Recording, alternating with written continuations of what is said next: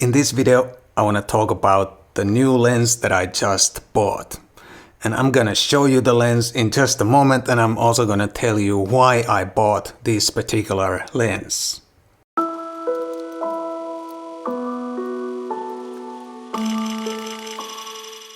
Hi guys, my name is Matti Sulanto. I'm a photographer and a Lumix ambassador from Helsinki, Finland. And in this video, I want to talk about a lens that I just bought for my S1R, Lumix S1R full frame camera.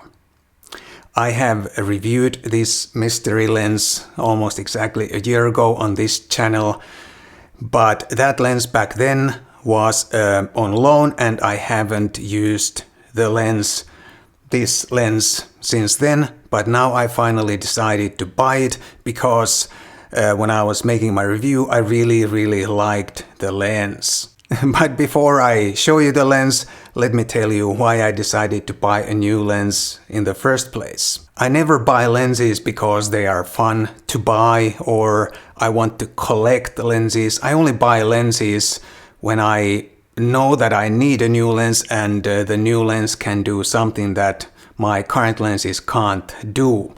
And I have, for my S1R, I have the excellent 24-205 f4 kit lens and also the 70-200 f4 telephoto zoom lens. And both these lenses are really good and I use them a lot if I'm on an assignment and they work really well for that.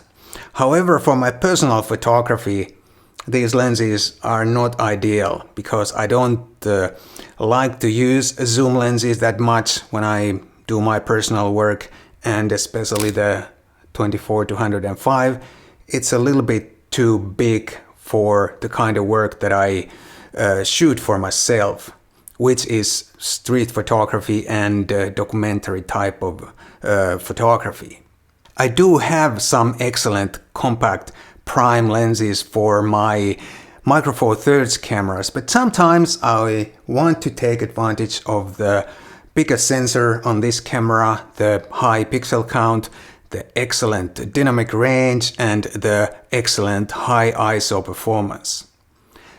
So I needed a compact prime lens for this camera, and the lens that I decided to buy is this Sigma 45mm f2.8 prime lens.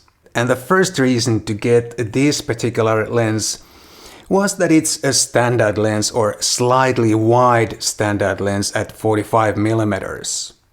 I wouldn't really mind it if it was a 40mm or even 35mm, but 45 is good for the kind of photography that I do. And I'm flexible. I get used to a new focal length or angle of view pretty quickly as soon as I just use the lens for a day or two.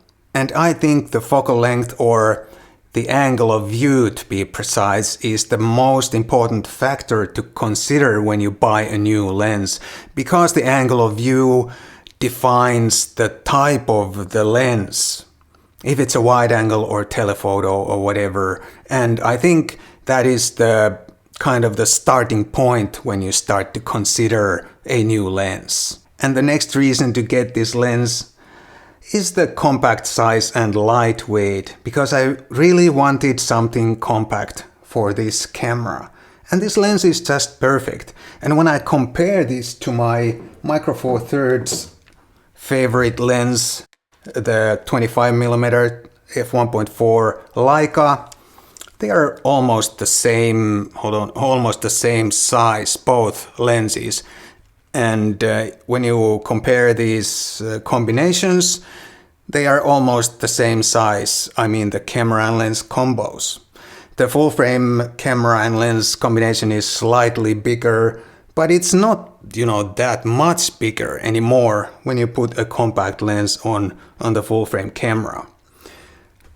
But anyway, the compact size and the weight was one of the major deciding factors for me to take or pick this particular lens. But now let me show you some pictures that I shot on this lens yesterday when I took it out for the first time.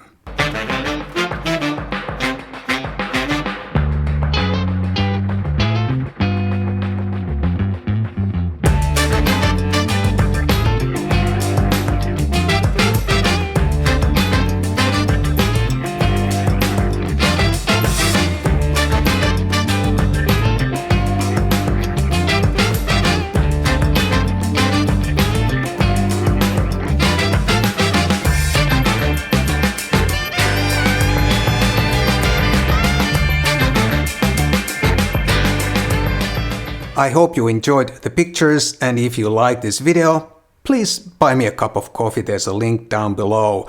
That would mean a lot to me, and it helps me to make more of these videos for you. Of course, nothing matters if the lens doesn't perform, but this lens really performs. This is a really good optical design or optical performer. It's sharp at every aperture. The sweet spot is around 5.6, but it makes sharp pictures at every aperture.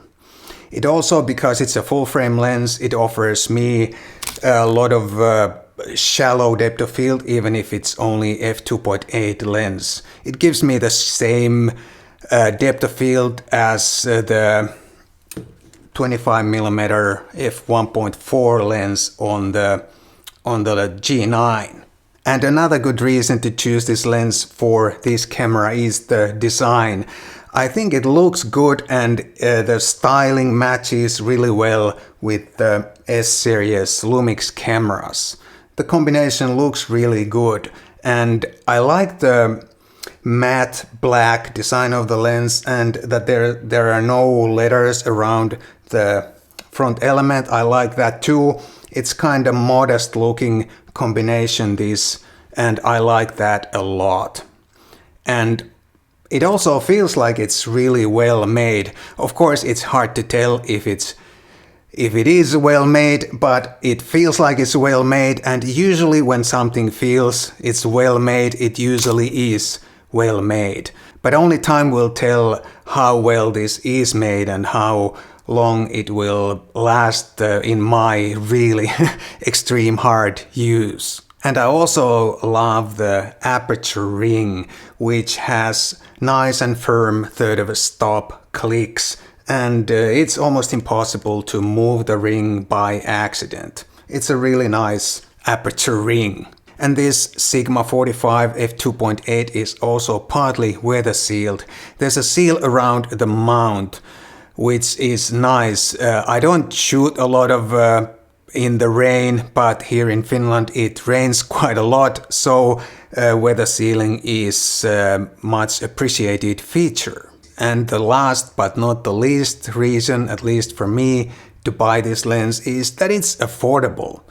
The actual price, of course, varies a lot depending on where you live, and I've become a bit cautious about mentioning the actual prices, because as soon as I mention a price, then soon after there's a comment down below that says the price is something completely different where the commenter lives.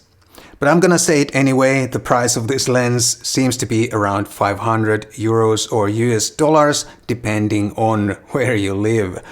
But if it's something totally different where you live, please leave me a comment down below. And also, if you have this lens and if you've used it, please leave me a comment also and tell me how you think it is and how you feel about this lens. However, there are a couple of things that I'd like to improve on this lens.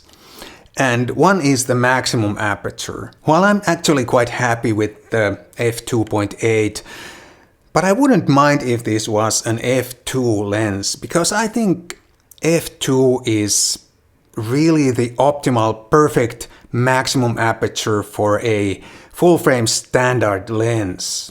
But it would also make this lens slightly bigger, of course, and probably also slightly more expensive. And another feature I'd like to improve is the weather sealing. I'd like this lens to be fully weather sealed. Now only the mount is weather sealed. It's probably not a problem in my personal use, but still I wouldn't mind if it was fully weather sealed. But all in all, I'm really happy with this new lens that I bought with my own money. And this lens is going to see a lot of use.